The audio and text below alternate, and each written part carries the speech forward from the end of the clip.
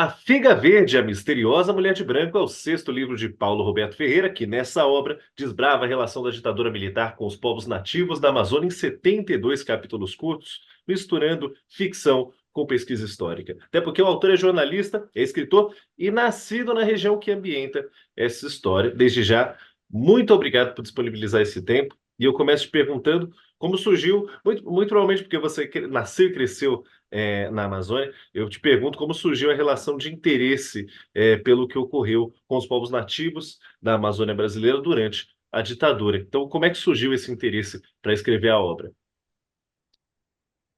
Boa tarde. É o Wallace Ferrari, né? Isso. Olha só, como a minha vivência profissional aqui na região me levou a viajar muito, né, para o nosso interiorzão amazônico, né? Não só do Pará, mas também do Acre, né, Roraima, enfim. E então, a gente acompanhou isso. E naquele período, né, o período dos anos de chumbo, a gente tomava conhecimento das notícias de forma muito esparsamente, não é? Haviam restrições dentro das redações. Eu trabalhei dentro de redação de jornal e a gente tinha listas, verdadeiras listas de assuntos e temas que não se podiam tocar, não é? A guerrilha mesmo do Araguaia, a gente nem ouvia falar da existência desse conflito, se travou aqui nas matas, né? Da região do Bico do Papagaio, ali na região do Araguaia, envolvendo o que é hoje parte do Pará, parte do que é hoje Tocantins e Maranhão, né? Então a gente não tinha essas informações. Bom, eu acompanhei muitos, pelos jornais onde eu trabalhei, muitos conflitos fundiários, conflito pela posse e uso da terra, os conflitos com as comunidades indígenas, né? A abertura de grandes estradas que foram provocando verdadeiros estragos nas populações tradicionais. A mesma coisa em relação à construção dos grandes empreendimentos como as hidrelétricas de Tucuruí, Balbina, Samuel, né, que causaram grandes impactos, foram construídas na época da ditadura, e não tinha negócio de ouvir a população, fazer a rima, nada disso.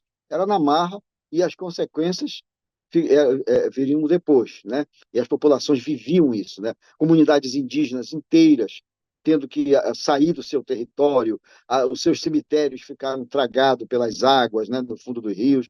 Então, esses elementos todos, né, que eu acompanhei como jornalista, você sabe que naquele período era muito exigido de nós que não usássemos nada de subjetividade no nosso texto. Tudo fosse objetivo. Tudo fosse a objetividade era fundamental. Mas a gente deparava com as coisas não era, que não podia se publicar. E a gente vai guardando na memória, vai guardando nos escaninhos, nos cadernos da gente, né, de anotações. E um dia isso teria que vir à tona, né?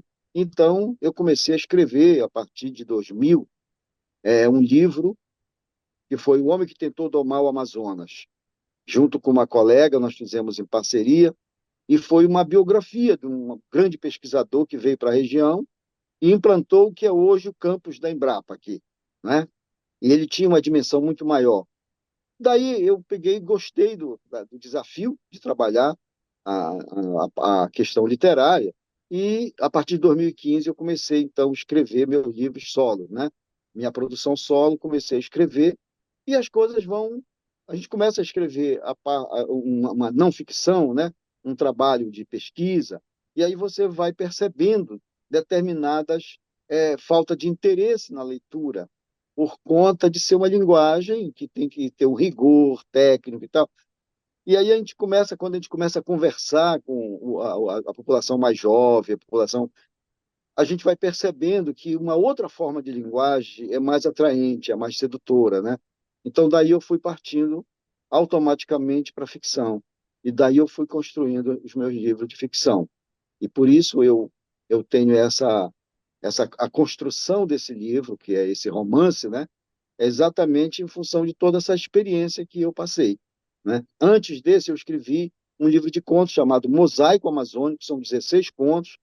Tem o Apagador de Floresta, que também é um conto, né? E aí eu parti para o romance, né? Além de um livro de crônica que chama-se Roubar o Meu Libertando. Perfeitamente. E eu acho interessantíssimo o fato de que você esteve na cobertura desses fatos durante o tempo que se cobre o livro. E, inclusive, na minha dúvida temporal, e creio que é a dúvida de quem está assistindo também, quando exatamente, e principalmente com qual objetivo, que começou a perseguição desses povos durante a ditadura? E especificamente uma coisa, como o Brasil é tão vasto, eu gostaria de saber se alguma etnia em específico acabou sendo mais vitimada. Pois então, os Vai-Maria Troari, né, ou a Troari, varia um pouco lá, que fica no caminho entre Manaus e Boa Vista, se construiu uma estrada. Esses foram um dos mais impactados povos tradicionais, né? E, inclusive, fala-se em 8.000 vítimas, né? Desse estrago que foi a construção, a passagem desse território, a construção da hidrelétrica de Balbina e depois essa estrada. Então, foi muito terrível. Usou-se aqui na Amazônia, usou-se inclusive napalm, né, que era um produto que se usou no Vietnã, na Guerra do Vietnã. Os americanos jogavam aquele pó, um desfolhante químico, para poder derrubar a floresta, a mata, para poder enxergar os Vietcongos, os vietnamitas, né? Então, eles usaram isso no trajeto do linhão de energia da hidrelétrica de Tucuruí. Eles usaram esse tipo de coisa. Então, afetou muitas comunidades. Comunidade Paracanã, aqui na região do Pará, próximo da hidrelétrica de Tucuruí, foi retirado dali daquela região.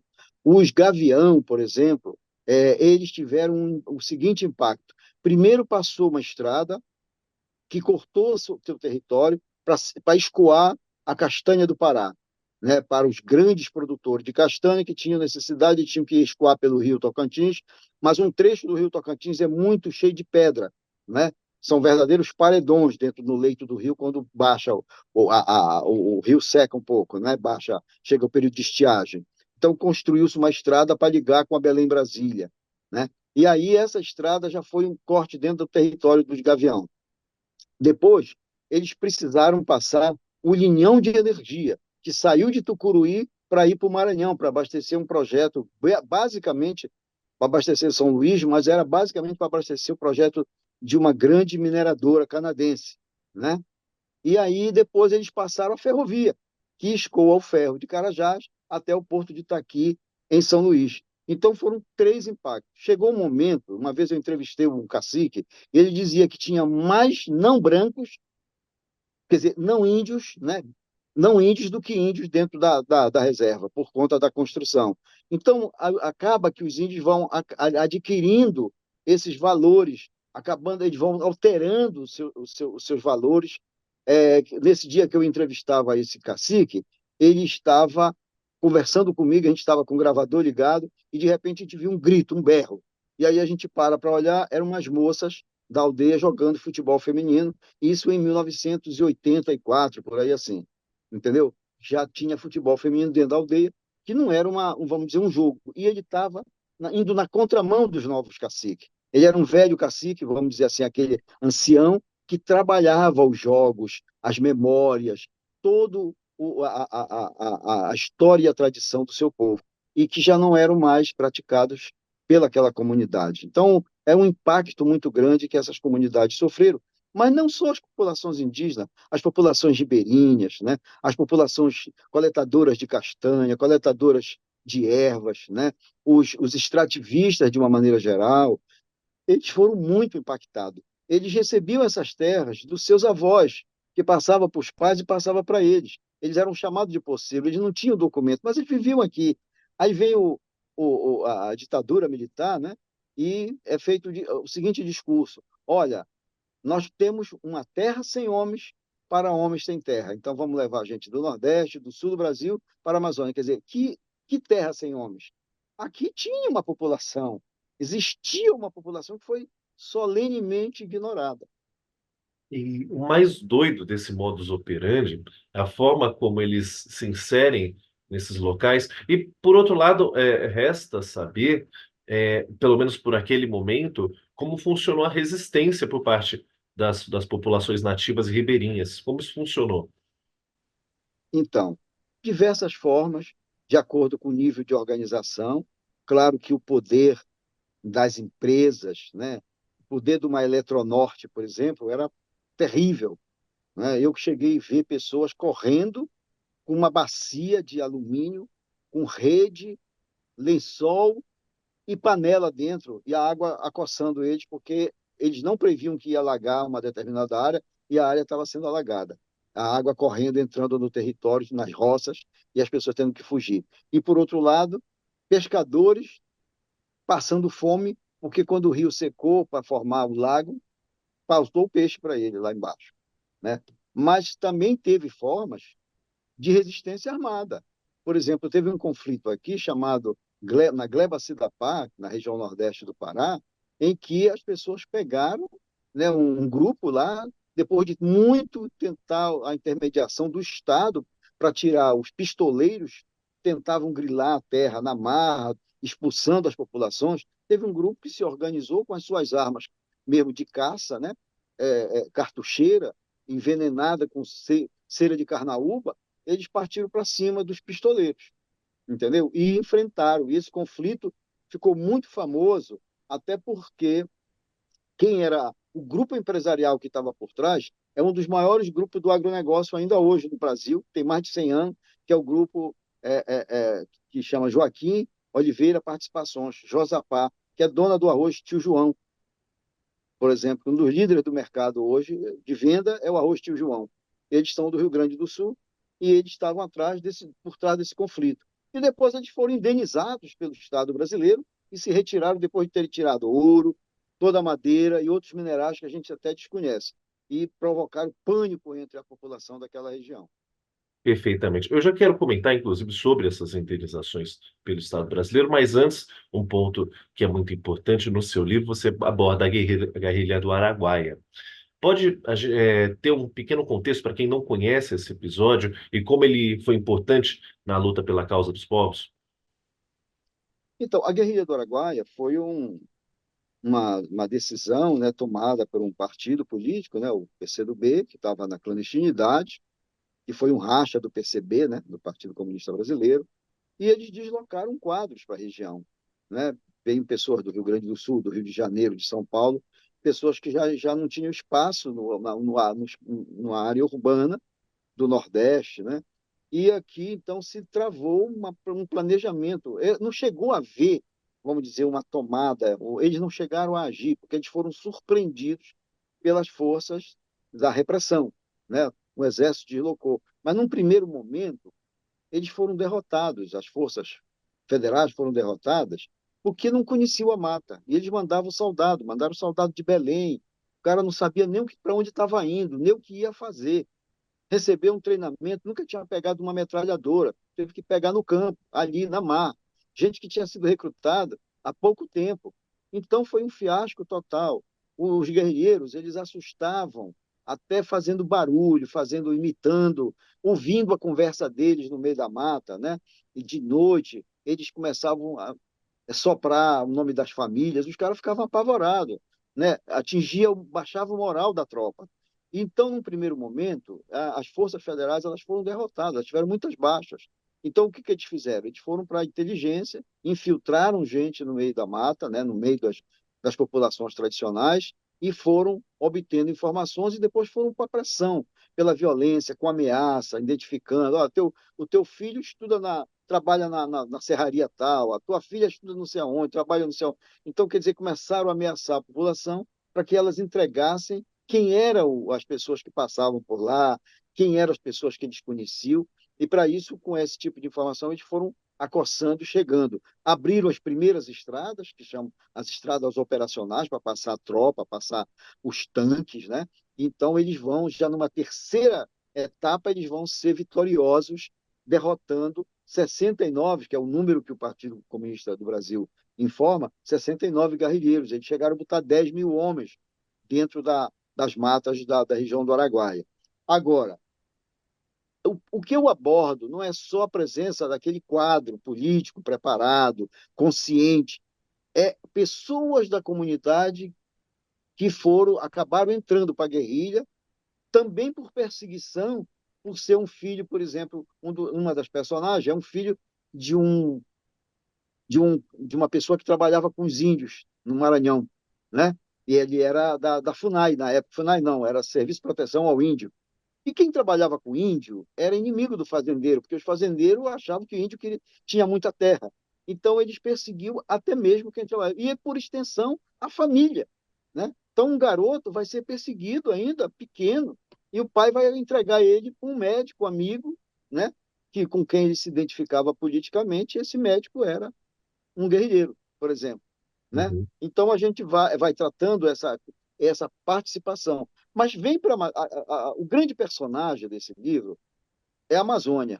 A grande personagem é a Amazônia. Né? Então, você vai vindo, as pessoas vão se deslocando, alguns com o objetivo claro de reprimir, de obter informação, alguns com o objetivo de tirar proveito dos recursos. Empresas como Volkswagen vieram para a Amazônia, qual é a tradição que ela tinha com a área agropecuária? Nenhuma. Vieram para fugir do imposto de renda. Banco Bradesco, Bamerindos, né? E tantas outras empresas vieram para fugir do imposto de renda. Entendeu? Eram incentivadas a receber um incentivo fiscal para se instalar na Amazônia. Então, elas estão vindo aí, e aí estão provocando conflito com questões tradicionais. A repressão também no campo religioso, uma freira é mandada de Belo Horizonte para o Araguaia como um castigo, porque ela ajudava a pastoral operária em Contagem, por exemplo. Né? Um tratorista que nasce aqui na região, ele vai abrir a estrada, vai aprender o ofício de operar trator, né? Quando ele vai trabalhar no Amapá, na primeira extração mineral que nós tivemos na Amazônia, que foi o manganês, foi todo retirado do Amapá, uma serra desapareceu. Ele aprendeu lá esse ofício e depois ele vai trabalhar abrindo estradas. E ele vai vendo o horror que significava quando passava um trator e derrubando árvores centenárias, né? E os jabutis e os animais fugindo, aquele desespero. Ele observa, porque ele é uma pessoa da região, ele nasceu na beira do rio. Né? Enfim, você vai tendo esses personagens, eles vão se entrelaçando. As pessoas que moravam em Belém, né? Os poetas, os músicos, os atores, os cineastas, eles pisam em ovos, porque suas peças são censuradas, suas músicas são censuradas, e eles não desconheciam, por exemplo, a guerrilha do Araguaia. Mas aqui tem um espaço comum que os aproxima e que ali circulam ideias que não estão na mídia, que não circulavam através da mídia. Então é um pouco a trama, vai se dando por aí. Perfeitamente. Inclusive, com base nessa trama que ilustra o seu livro, e também com base na pesquisa histórica, você era uma pessoa que estava próximo, ou pelo menos cobrindo esses fatos, e que, claro, contribuíram para a sua obra final. E você falou justamente sobre a mídia agora. Eu tenho uma pergunta muito objetiva, vindo de uma pessoa que estava lá para fazer uma cobertura midiática. Por que que a Amazônia foi ignorada na época pela grande mídia, pelo menos do resto do país? Então, exatamente porque a concepção, durante muito tempo, e aí eu acho que ainda hoje prevalece, né? Você só desloca um profissional, uma equipe, né, de um grande veículo de comunicação quando tem desgraça, né? Quando caiu um avião, um navio afundou, morreu muita gente, né? Houve um grande incêndio, eles não acompanham, eles não percebem as mudanças e as transformações. Então, uma região ignorada, isolada, né? Durante muito tempo, inclusive, teve uma música que ficou muito famosa, que o Milton cantou, né? Que Brasil não é só litoral, né? Mas era assim que o Brasil era tratado, é como se ele fosse a existência das grandes cidades, as capitais do litoral. O próprio sertão nordestino sempre foi ignorado, né? Os dramas das populações, né? Retirantes, né? Foram ignoradas. Ali você tem ali como quando saem Vidas Secas, por exemplo, do Graciliano Ramos, né? Provocou estarrecimento, né? Quando sai um Grande Sertão Vereda lá do nosso companheiro lá de Minas Gerais, como é? Enfim, sai um livro desse, parece assim que era uma coisa que não existe isso no Brasil, né? O Guimarães Rosa. Isso. Será que existe isso no Brasil? Existe. Aqui na Amazônia nós tínhamos uma produção antiga, já bem longa, de produção literária, tratando dessas questões, o Inglês de Souza, o José Veríssimo, né? Tivemos o Márcio Souza, que morreu agora esses dias. O Márcio Souza escreveu Mar de Maria, escreveu Boto Tucuxi, né? Denunciando, inclusive, uma figura lá do estado do Amazonas, né? Que era um político despótico, e ele, por isso, é perseguido, ele sai do estado do Amazonas. Então, a região era muito ignorada, e ainda é. Ela é falada nos grandes momentos, nos grandes comoções, nos momentos. Por exemplo, eu escrevi um livro chamado Encurralados na Ponte. Ele mostra um massacre de garimpeiros que aconteceu 9 anos antes do massacre de Eldorado dos Carajás. E, no entanto, ele estava quase esquecido, esse episódio, muito pouca gente lembrava disso ou sabia disso. Porque o garimpeiro, diferente do cliente da reforma agrária, ele não, na família não sabia nem onde ele estava. Era realmente uma pessoa semi-analfabeta ou analfabeta, que saía em busca de terra, acabava entrando num garimpo, e não sabia escrever, não mandava carta para a família, entendeu? Quando ele arranjava algum dinheiro, bamburrava, ele voltava na sua terra. Quando não, nunca voltava. Então, muitos desses ficaram desaparecidos. São 50 desaparecidos nesse conflito que aconteceu na ponte rodoferroviária de Marabá em 1987, em dezembro de 87. Era um episódio de poucas pessoas conhecem. Eu escrevi um livro chamado, é um livro-reportagem, chamado Encurralado na Ponte. É importantíssimo que a gente enfatize essas histórias, principalmente quando a gente tem esse centrismo que você falou, de focar somente na desgraça, no problema, no acidente, e até porque também havia problemas lá que talvez não fazia sentido algum tipo de divulgação. Isso é muito importante que a gente tenha essa revisão histórica, que a gente veja, mesmo que numa obra ficcional que tem um embasamento histórico, isso é de extrema importância. Inclusive, a gente comentou anteriormente das indenizações, e essa é a minha pergunta, depois da ditadura, né? Esses povos eles foram indenizados e compensados pelo que sofreram pelo período. Como foram essas indenizações? Elas foram interpretadas como justas, e como eles foram tratados, os povos afetados, após o restabelecimento da democracia? Não, quem foi indenizado foram os grandes fazendeiros que Ah, ocuparam regiões. rapaz! Os- Eles saíram, essa, eles essa era a extraíram minha tudo. questão. E É, sobre os povos indígenas, isso não houve? não, até hoje não houve reparo. Até hoje não houve reparo. Por isso que hoje tem uma luta de justiça de reparação, né? Existe esse movimento muito forte, não houve reparo para essas comunidades. Agora houve uma coisa meio simbólica dos Caiová, né? Guarani Caiová receberam um pedido de desculpa do Estado brasileiro. Isso é simbólico, mas isso é aqui na Amazônia, nada, absolutamente todas essas populações afetadas, comunidades de poceiros. Essa área que eu tratei, que o pessoal foi para o enfrentamento lá, são 10 mil famílias de trabalhadores rurais que enfrentaram a repressão policial, a repressão dos jagunços, e ficaram lá e resistiram na terra. Alguns não resistiram, alguns saíram, alguns perderam seus pais, outros perderam seus irmãos, entendeu? Outros estão até hoje na clandestinidade. Tem gente vivendo que nem bicho. Agora, aproveitando o teu gancho, quando você falou assim, é que não só vai ver a desgraça, ver o Uhum. problema e tal, e as coisas boas que nós temos aqui, as riquezas que nós temos aqui, da nossa biodiversidade, por exemplo. Eu fiz recentemente uma reportagem sobre a produção de vinho, quer dizer, que a gente não pode chamar de vinho, mas o tinto de açaí, que é tão bom como qualquer vinho da melhor qualidade produzido no sul do Brasil ou na região do São Francisco. Eu morri de Tinto de açaí. curiosidade de saber que isso daí Pois é, existe.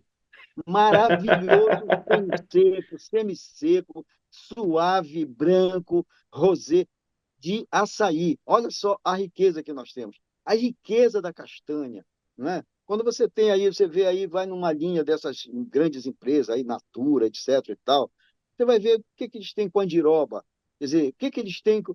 Olha, tem muita gente que nunca ouviu falar de determinados produtos da nossa riqueza, da nossa floresta, né? Como nós temos aqui uma planta, uma árvore, né? É, é, é, que produz uma fruta, que você extrai uma essência dela, você tem uma espécie de baunilha da Amazônia, entendeu? Então, são muitas riquezas, né, que você tem aí. A Volkswagen não, a Mercedes, uma época, investiu numa pesquisa que ajudou grupos de pesquisadores para produzir a partir de uma planta semelhante ao abacaxi, né, que dá uma fibra que substitui a fibra de vidro e é ecologicamente correto. Então, o grande investimento que poderia se dar aqui, Wallace, era exatamente na ciência e na tecnologia.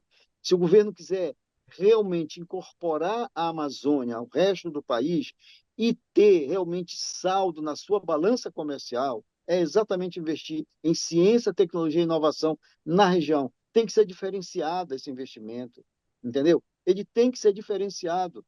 Você tem que ter não só toda pesquisa que fosse feita por alguém que venha de fora tem que se associar com um instituto local, com uma universidade local, para que esse conhecimento possa também ser absorvido pela própria região. Então, tem muita coisa que se desconhece o valor da nossa biodiversidade, da nossa flora, da nossa fauna, dos nossos recursos hídricos.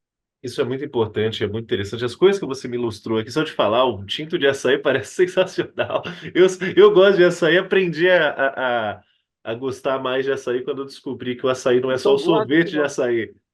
guarda esse nome, cumaru. O Cumaru. cumaru é o que dá a baunilha da Amazônia, Eu entendeu? vou salvar aqui pela pura curiosidade, mas ó, uma outra curiosidade é essa que parte de mim. Você foi um jornalista dedicado a vida inteira, e quando você transita para escrever uma ficção, eu creio que deve ter sido um processo até gostoso para você criar aí alguns personagens ou histórias. Eu quero saber como é que foi essa transição para você, para deixar, como você disse no início, esse texto mais docinho para o consumo.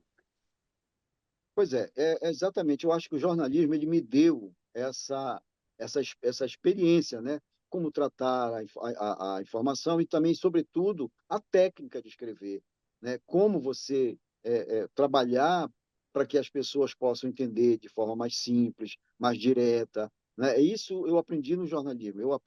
Essa é a herança que eu trago do jornalismo para a literatura, né? Agora, é, é prazeroso, sim, você tentar, através de um outro suporte, atingir as populações. E o meu trabalho tem sido feito ao longo dessas 6 obras individuais, eu tenho foco. O meu foco sempre foi tratar da região onde eu vivo, né?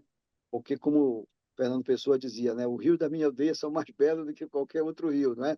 Então eu tenho que falar do lugar onde eu vivo, tenho que falar do lugar onde eu conheço, né? E que a maioria das pessoas desconhece. Então esse tem sido o meu trabalho aqui, né? Para falar dessas figuras, desses personagens aqui da Isso é, região. isso é muito legal. Eu assim, achei muito bacana. Eu me impressionei com um número de 72 capítulos curtos. Creio eu, ainda não tive a oportunidade de ler, mas creio eu que é uma leitura que dá para você cadenciar ao longo dos dias com muita tranquilidade ou matar isso rápido. Muito bacana. E ó, bom, nesse momento, eu pergunto para você onde a pessoa que está assistindo nosso vídeo pode acompanhar mais o seu trabalho, talvez seguir nas redes sociais ou encontrar a Figa Verde, a misteriosa mulher de branco. Então, eu estou no Instagram, né, como Paulo Tirió, que não tem o acento. É uma homenagem a uma etnia, a etnia Tirió. Paulo Tirió, mas não tem acento o O. É Paulo Tirio. Então, o outro no Facebook é Paulo Ferreira, né?